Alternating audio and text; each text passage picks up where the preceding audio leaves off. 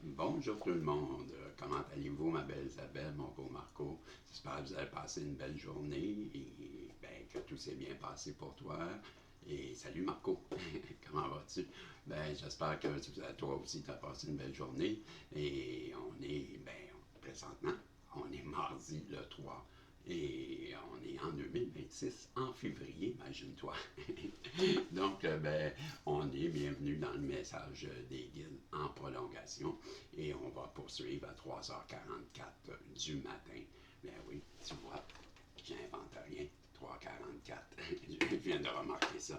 Tu sais, quand je te dis que je le vois tout le temps, le 3h44, c'est effrayant comment je le vois. Anyway, puis je viens de voir 44 secondes à l'écran sur le temps passé. Là, on est à 50. Ben, tu vois, 44, je ne sais pas qu'est-ce que c'est, pourquoi ça me lâche pas. Je dois être de rencontrer mon âme sœur, j'imagine. Ben, j'ai hâte.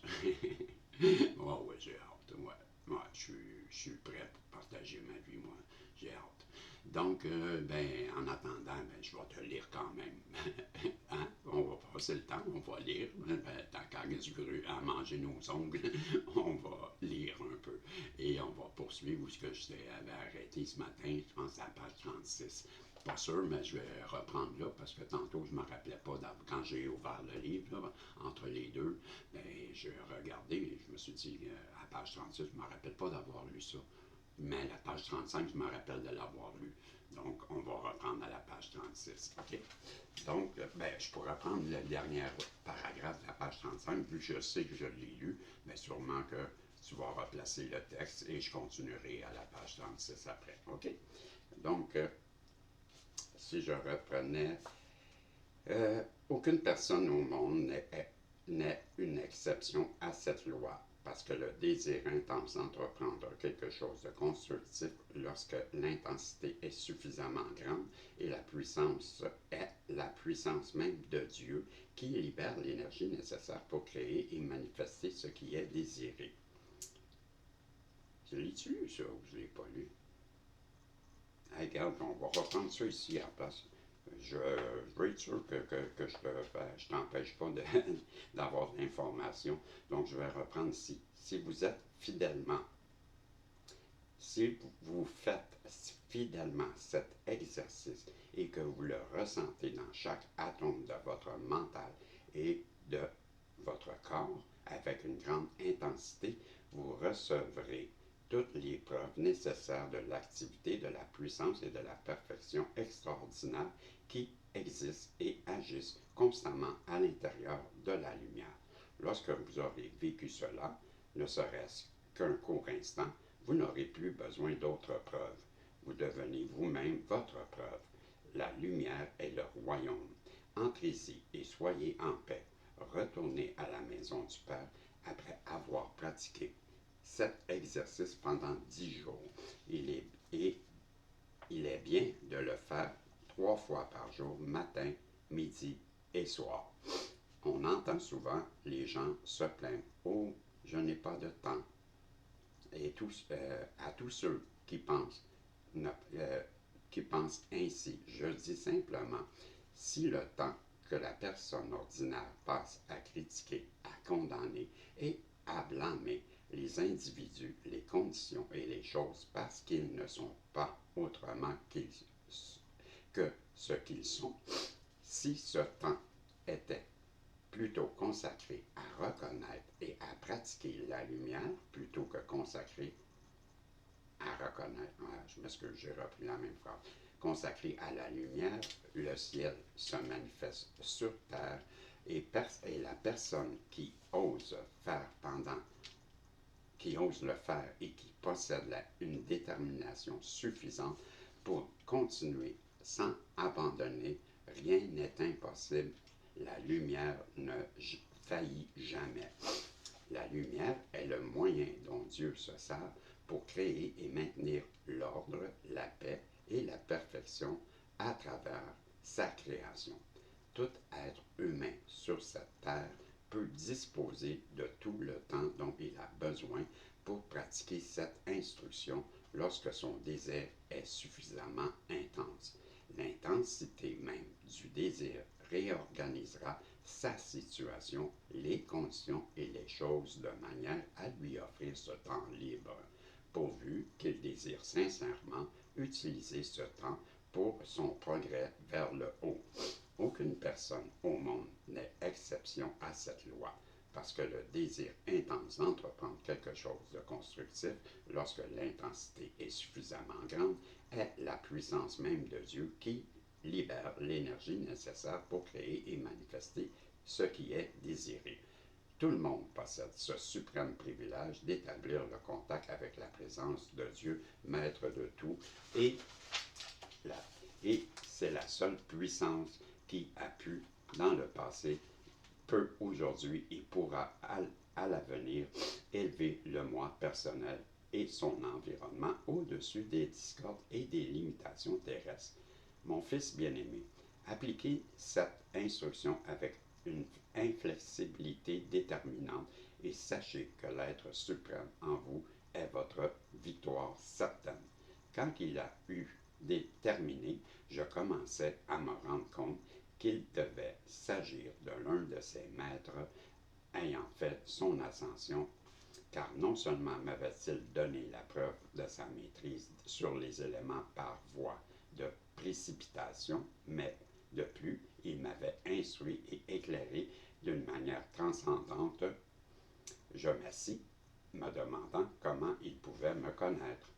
Mon fils, dit-il, en répondant instantanément à mes pensées, je vous connais depuis des millénaires. En élevant votre mental par effort conscient, vous avez aujourd'hui rendu ma venue possible. Bien que j'ai été constamment en contact avec vous dans nos corps subtils, votre effort conscient pour rejoindre l'un des maîtres d'ascension vous a ouvert la voie pour que je vienne à vous d'une manière plus tangible, c'est-à-dire tangible pour vos sens physiques. Je vois que dans votre conscience extérieure, vous ne me reconnaissez pas vraiment. J'étais présent à votre naissance, au décès de votre mère, et je fus l'instrument pour vous guider vers Lotus au bon moment, afin de ne pas retarder votre avancement. J'ai également contribué à votre association avec votre fils dans cette existence. Cependant, soyez patient. Asseyez-vous paisiblement quelques instants. Regardez-moi attentivement et je vais me révéler à vous. Ce que je fis, au bout d'environ 1 minute, je vis son visage, son corps, ses vêtements devenir la présence vivante, tangible et qui respire du maître d'ascension Saint-Germain, qui souriait de voir mon étonnement, tout en appréciant ma surprise. Il se trouvait là, devant moi, figure splendide et divine, vêtue d'une tunique blanche étincelante, de ses yeux jaillissant un amour et une lumière qui révélaient et prouvaient son autorité et sa grandeur. Je ne sais pas pourquoi, mais regarde-moi les frissons pendant que je lis ça. C'est effrayant. Ceci, dit-il, est le corps dans lequel je fonctionne très souvent lorsque je m'occupe du bien-être de l'humanité. Pourquoi que je parle de la chair de poule? Ben ça, pour moi, c'est quand je suis connecté. D'habitude, ça arrive quand je suis connecté avec mes guides. Quand ça fait ça, c'est automatique, c'est sûr, je suis connecté direct. C'est pour ça que je vous en parle. J'essaie de vous montrer des signes, ok? Mais ça ment pas. Quand tu es traversé d'un frisson comme je fais là, puis là, vous le voyez mal, là, mais j'ai le poil levé, là, ça, là, c'est des signes qui ne mentent pas. Okay? Tu es en canalisation, tu es directement sur la bonne vibration quand ça te fait ça. OK? Je veux juste te dire ça. Donc, on continue. J'étais rendu où, moi, avec tout ça? Je l'ai lu, ça, hein? Le maître d'ascension Saint-Germain qui me souriait. Ceci est le corps. Bon, OK. Et qui révélait et prouvait son autorité et sa grandeur. Ceci, dit-il, est le corps dans lequel je fonctionne très souvent lorsque je m'occupe du bien-être de l'humanité, à moins que mes responsabilités du moment ne demandent un contact plus étroit avec les affaires du monde extérieur. Dans ce cas, je donne à mon corps les caractéristiques et les vêtements de la nation où je sers alors. Oui, disais-je. Oui, disais-je. Maintenant, je vous reconnais, car souvent je vous ai vu ainsi sur le plan intérieur de conscience. Mon fils, m'expliqua-t-il, ne voyez-vous pas ce que signifie la véritable maîtrise? Nous, dans l'octave des maîtres d'ascension, pouvons contrôler la structure atomique de notre monde, de manière qu'un potier maîtrise son argile. Tous les électrons et tous les atomes de l'univers obéissent à nos ordres et à nos désirs grâce à la puissance de Dieu qui nous permet de les contrôler et dont nous avons gagné le droit d'être les commandeurs. Dans son état non libéré, l'humanité s'étonne de ces choses. Mais je vous le dis, pour nous, cela ne demande pas plus d'efforts pour changer l'apparence et l'activité de nos corps qu'il n'en faut aux humains pour changer de vêtements. La condition déplorable de la conscience humaine et qui enferme les individus dans des limites qu'ils ont eux-mêmes générées est leur attitude d'esprit, soit qu'ils aient peur ou ridiculisent ceux qu'ils ne comprennent pas, ou pire encore, que par ignorance ils disent cela est impossible.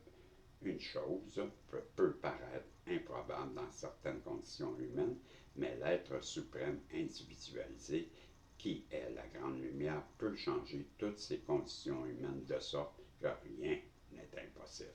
À l'intérieur de chaque être humain se trouve la flamme de vie divine, et cet être suprême individualisé est maître de tout, partout où il va dans l'univers.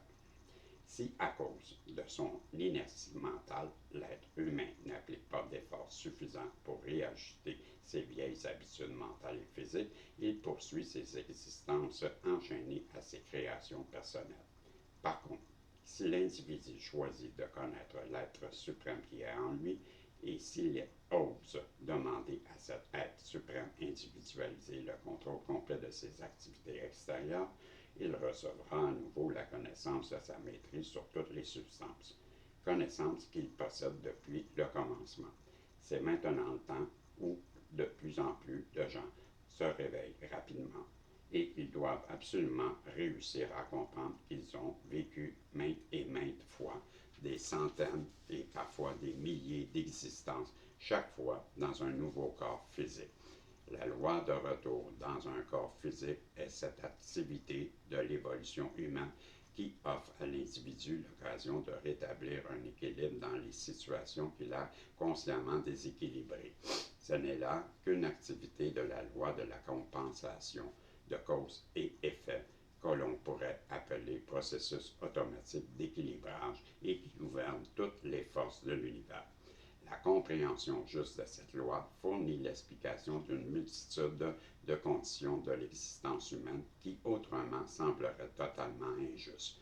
C'est la seule explication logique aux innombrables complexités et multiples expériences du monde humain, et elle révèle le fonctionnement de la loi sur laquelle repose la manifestation entière. Vous comprenez ainsi que le hasard et les accidents n'existent pas. Tout est régi directement par la loi exacte et parfaite. Toute expérience de conscience a une cause antérieure et toute activité présente est la cause d'un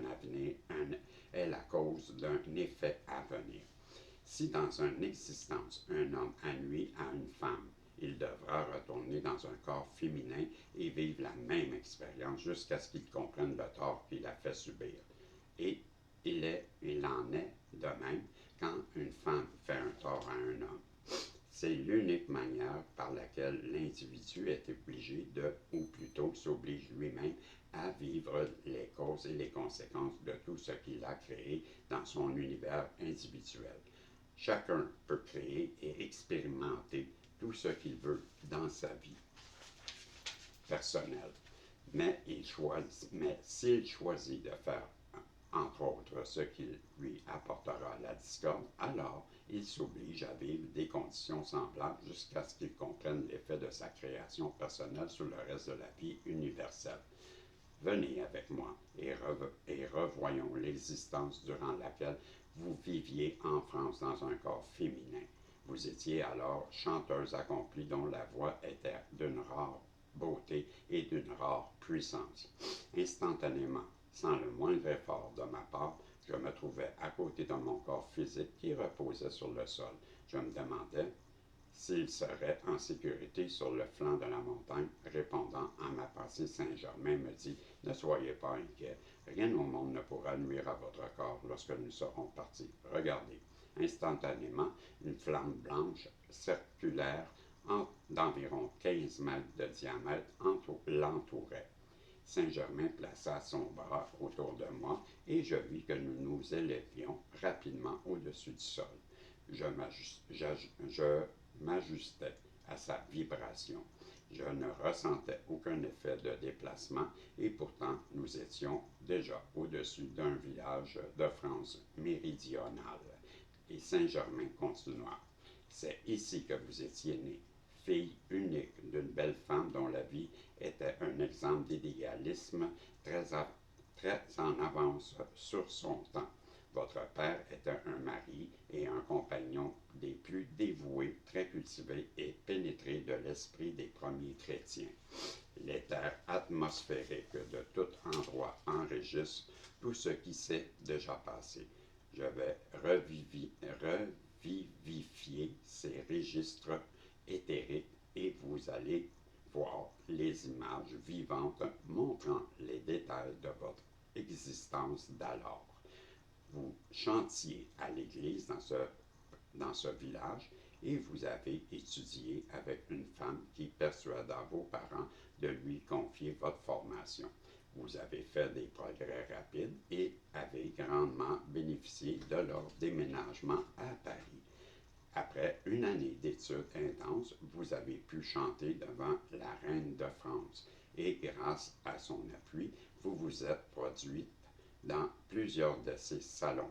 Durant les 5 années suivantes, la France vous a comblé de succès. Vous avez accumulé de grandes richesses et puis soudainement, vos parents sont décédés. Ce fut pour vous un choc profond, suivi d'une grave maladie qui dura plusieurs semaines. Après votre guérison, vous avez repris vos tournées de chant. À la suite, votre récente et douloureuse expérience, une qualité nouvelle de compassion habitait votre voix. Un homme qui vous avait guidé durant vos études musicales devint le directeur de vos affaires. Il avait votre entière confiance. Soudainement, après 14 années de brillant succès, vous avez tombé malade et, en moins d'une semaine, vous êtes décédé. À peine les funérailles terminées, cet homme changea du tout au tout. La cupidité s'empara de lui et je vais maintenant vous montrer cet homme que vous avez rencontré il y a quelques années en Amérique dans cette vie. Je suis certain que vous vous rappelez de cet individu survenu dans vos affaires. C'est alors qu'il me fit voir, avec une association de bienveillance que j'avais mise sur pied alors que je me trouvais dans l'Ouest il y a 10 ans. Dans cette affaire, j'étais en relation avec un représentant du gouvernement belge. Et Saint-Germain continua. Cet homme a eu l'occasion de réparer le tort qu'il vous a fait en France. La situation lui a montré, mais il ne fut pas suffisamment fort pour laisser agir la grande loi cosmique de la justice et de rééquilibrer sa dette. S'il l'avait fait de son plein gré, cela l'aurait libéré et bien des portes se seraient ouvertes pour qu'il avance rapidement dans cette existence. C'est ainsi que la vie extérieure maintient l'individu enchaîné à la roue de la nécessité des renaissances, des luttes continuelles et de la souffrance, jusqu'à ce qu'il laisse la lumière du Christ intérieur l'illuminer et le purifier, afin qu'il réponde au plan de Dieu qui est amour, paix et perfection dans sa création. C'est le genre de leçon qu'on n'oublie jamais parce que l'enseignement objectif enregistre l'expérience dans la vision et dans le mental. Ce qui est gravé dans la vision est plus profond et reçoit ainsi plus d'attention de la part de l'intellect. L'essence même de cet événement oublié depuis longtemps s'est certainement gravé dans ma mémoire de façon permanente, car je m'en rappelle aujourd'hui chaque détail avec autant de clarté que lorsque je l'observais avec Saint-Germain. Maintenant, rappelons une autre de vos existences en Égypte, cette fois, dit-il. Prenant de l'altitude, nous avancions rapidement. Je vis très bien les eaux superbes de la Méditerranée. Nous allâmes jusqu'à Karnak et Luxor, et nous nous arrêtâmes. Observez attentivement, me dit-il. Voici la trace d'un très ancien temple de Luxor, plus ancien que ceux que les archéologues ont découverts dernièrement. S'il cherchait aux bons endroits, il trouverait des temples splendides dans un état de conservation presque parfait, m'indiquant un certain champ de ruines encore visible aujourd'hui, la scène devint celle d'un monde éthérique, révélant une beauté et une splendeur qui dépassent tout ce qui est possible d'imaginer aujourd'hui. De grands piliers de marbre blanc et de granit rose entouraient les jardins et les étangs. Tout le secteur devint une réalité vivante et vibrante, tout aussi tangible que n'importe quelle ville contemporaine. Cela était tellement naturel et normal que je lui demandais comment il rendait ces scènes si vivantes. Il me répondit: l'homme et ses créations, de même que la nature, possèdent un double éthérique, une structure qui s'imprime définitivement sur l'atmosphère environnante, partout où il va.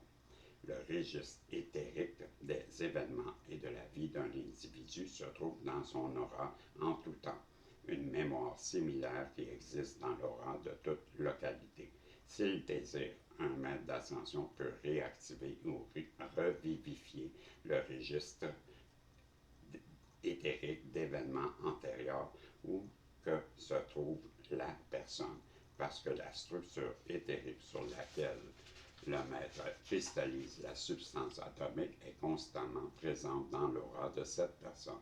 Lorsqu'il revivifie le registre éthérique d'un endroit donné, le maître doit le faire à l'endroit en question, parce que cette substance mémoire devient alors la forme vivante identique à celle qu'elle était autrefois dans le monde physique.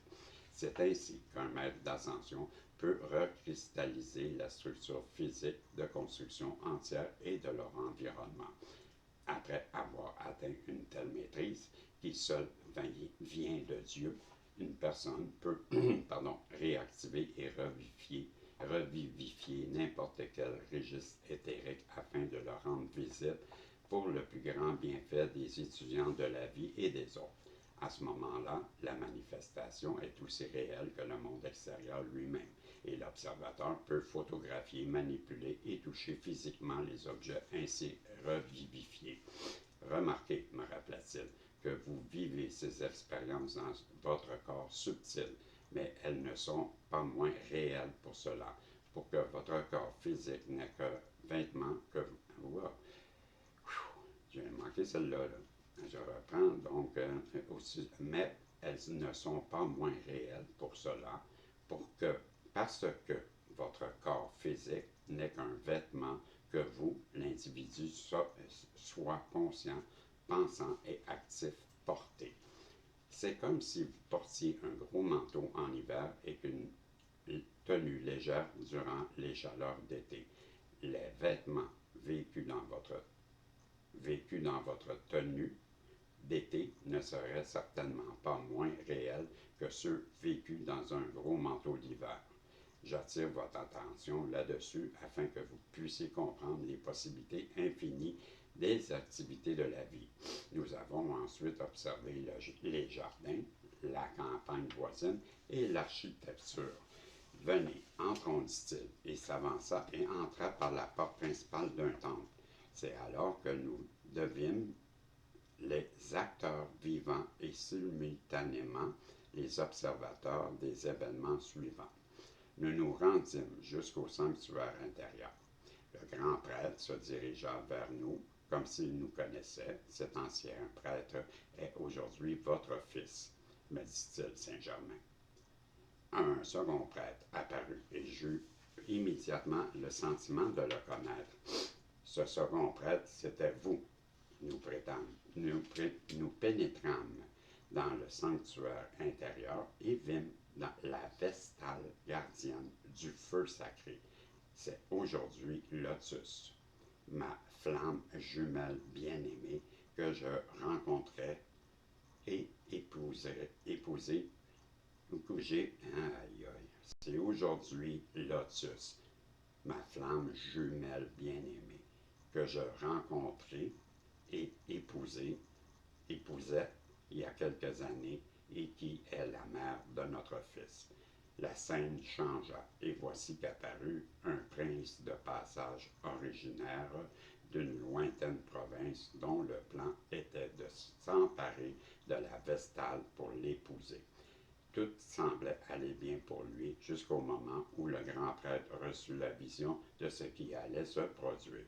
Celui-ci fut troublé, mais il demeura calme. Il était sur ses gardes et surveillait les esclaves du prince qui s'approchaient du sanctuaire. Comme il continuait, il s'avança et leur dit un mot signifiant « arrêtez ». L'un des esclaves les plus audacieux que les autres avança encore. Le grand prêtre l'avertit de reculer, mais il avançait toujours. Dès qu'il eut atteint un certain cercle de force qui émanait de l'autel, le prêtre n'hésita plus. Il se plaça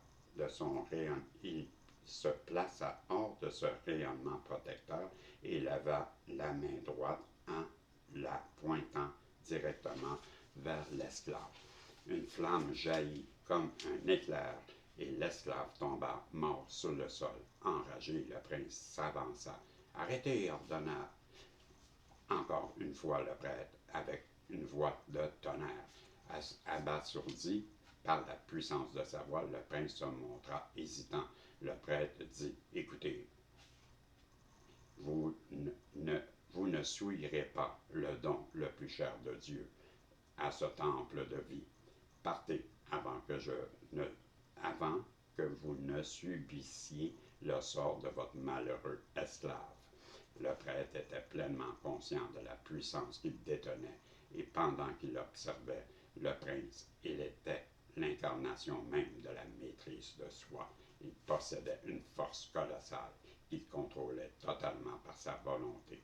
Il était la majesté même couronnée de l'éternelle puissance. Le prince avait une volonté forte, mais aucune maîtrise de soi.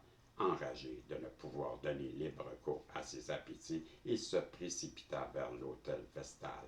Rapide comme l'éclair, le prêtre leva la main. La flamme jaillit. Pour la seconde fois, le prince subit le sort de son esclave. Se tournant vers moi, Saint-Germain me commenta l'événement. Voyez-vous, c'est ainsi que la coloration contenue de toute force réagit sur celui qui l'envoie. Le prince et son esclave sont venus avec une coloration de haine, d'égoïsme et d'échange de leur sentiment. Caroline, que c'est plate. Je viens de le voir, le mot, là.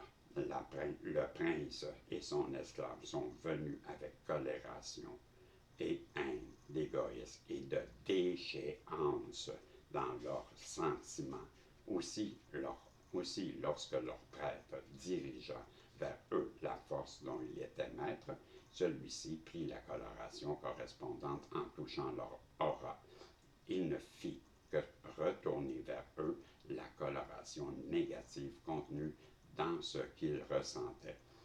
De son effort pour protéger la Vestale, le prêtre fut lui-même protégé. Après cet événement, la scène remarquable s'évanouit et nous étions à nouveau au milieu des ruines du temple. Saint-Germain m'en dit davantage, mais je ne peux le rapporter. Il n'existe qu'un moyen, dit-il, pour éviter la roue cosmique de cause et effet. la nécessité de retourner dans un corps mortel, et c'est de fournir l'effort conscient pour comprendre la loi de la vie.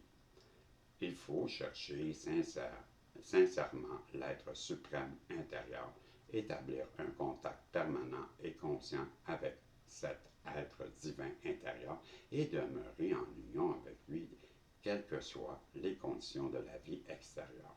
Ce sera pour moi un plaisir et un privilège de vous montrer plus, mais uniquement pour votre instruction et celle des autres. Venez, il nous faut rentrer. Une fois près de mon corps, il me dit encore, regardez le cercle de feu blanc disparaître. Il est disparu aussitôt. Un instant plus tard, je réintégrais mon corps. Le soleil se couchait et je savais qu'il serait environ minuit une fois chez moi. Placez votre bras autour de mon épaule, me dit Saint-Germain, et fermez les yeux.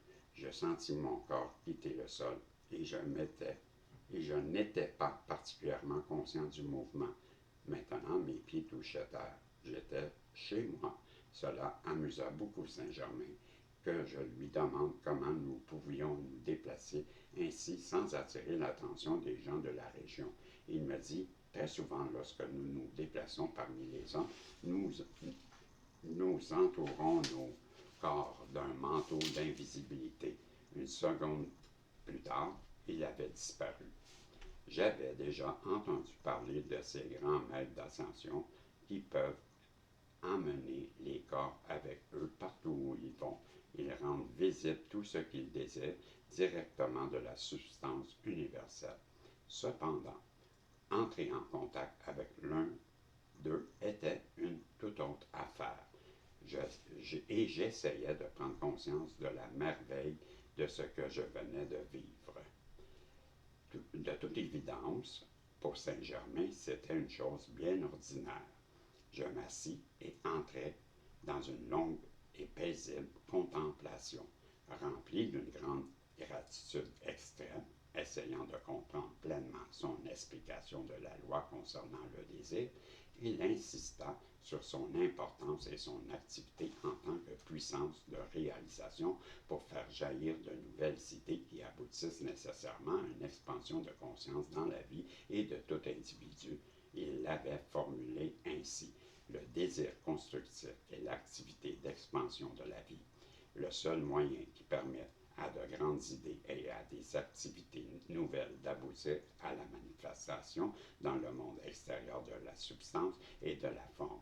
Tout désir juste contient sa puissance de manifestation. L'être humain est enfant de Dieu. Le Maître universel lui ordonne de choisir la direction qu'il donnera à l'énergie de vie et de choisir la coloration qu'il souhaite voir s'exprimer dans la manifestation de son désir. Il doit le faire, car sa libre volonté est son droit de naissance. La fonction de l'activité extérieure de l'intellect consiste à orienter toute expansion dans des chemins constructifs. C'est la raison d'être et le devoir du moi extérieur. Utiliser uniquement la grande vie, l'énergie de Dieu, pour satisfaire les désirs d'essence, l'habitude de la majorité des humains, est une activité destructrice qui conduit toujours et sans exception à la discorde et à la faiblesse, à l'échec et à la destruction. L'utilisation constructive du désir consiste à orienter consciemment l'énergie illimitée de Dieu par la sagesse. Tout désir gouverné par la sagesse véhicule un bienfait à l'ensemble de la création. Tout désir gouverné par l'être suprême intérieur rayonne un sentiment d'amour. C'est un bienfait pour tous. Durant les jours qui suivirent, je rapportais ces événements par écrit. Puis, un beau matin, à mon réveil, je trouvais une carte dorée sur ma table de chevet. Il paraissait être d'or pur. Une courte phrase était gravée en belles lettres scribes de couleur violette. Soyez à notre lieu de rendez-vous sur la montagne à 7 heures du matin, signé Saint-Germain. Je rangeais soigneusement cette carte. Je me sentais presque impatient de le revoir. Tôt le matin, en préparant mon repas, il vint clairement à l'esprit de ne rien prendre avec moi. J'obéis faisant confiance à mes besoins, que mes besoins seraient directement comblés en même la source universelle. Le cœur léger, j'étais bientôt en route et déterminé à poser toutes les questions possibles si, du moins, c'était permis. Plus je me rapprochais de l'endroit convenu, plus mon corps était léger. À environ 400 mètres du but, c'est à peine si mes pieds touchaient terre. Ne voyant personne, je m'assis sur un tronc d'arbre pour attendre Saint-Germain. Bien qu'ayant parcouru une quinzaine de kilomètres, je ne ressentais aucune fatigue. Alors, je pensais à tous les bienfaits dont j'étais comblé. J'entendis une branche craquer et je regardais autour, m'attendant à le voir. Imaginez ma surprise lorsque, à environ 15 mètres, je vis une panthère se dirigeait doucement vers moi. Mes cheveux durent se dresser sur ma tête. Je voulus courir, crier, faire n'importe quoi, tant que le sentiment de peur m'habitait était terrible. Mais bouger n'aurait servi à rien. D'un seul bond, la panthère m'aurait été fatale. J'avais la tête qui tournait tellement j'avais peur. Pourtant, une idée se présenta clairement à moi et retient mon attention. Je pris conscience que la présence de l'être suprême en moi et que cette présence était tout amour. Ce magnifique animal faisait également partie de la vie de Dieu. Je me mis à le regarder droit dans les yeux. Me vint alors la pensée qu'une partie de Dieu ne pouvait pas nuire à une autre partie de Dieu. Je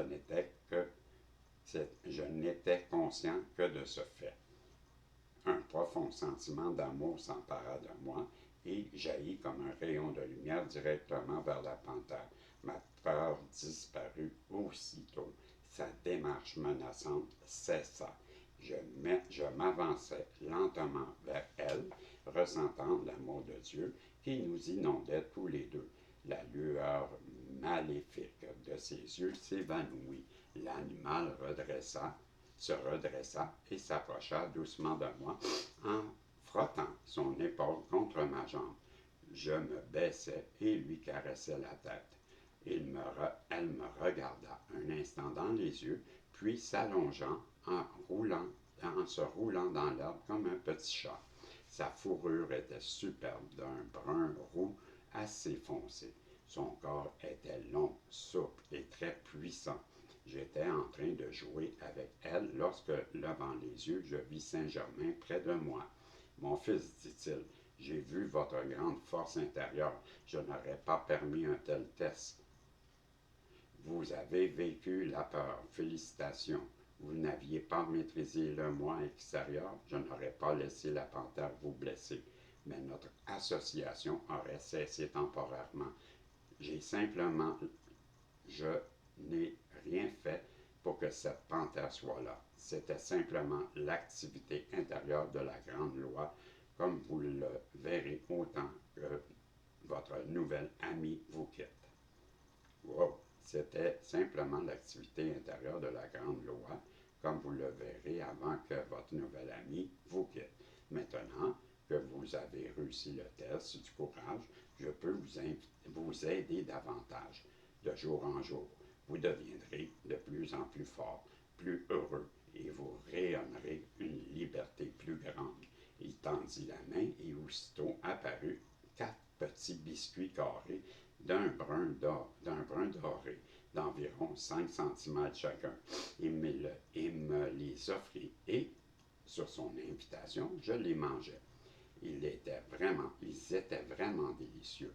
Immédiatement, une sensation vivifiante et rafraîchissante me traversa tout le corps, m'apportant une sensation de nouvelle santé et de clarté d'esprit. Saint-Germain s'assit près de moi et commença mon instruction. Chapitre 2, le désert du Sahara. J'arrête, on est à 40 minutes. Ben, ça a passé vite, coudonc. Et ça a bien été, ma lecture. Ben, j'espère que vous avez aimé et que ça vous intéresse autant que moi. Ben, je vous dis, on se revoit, si Dieu le veut. Bye bye.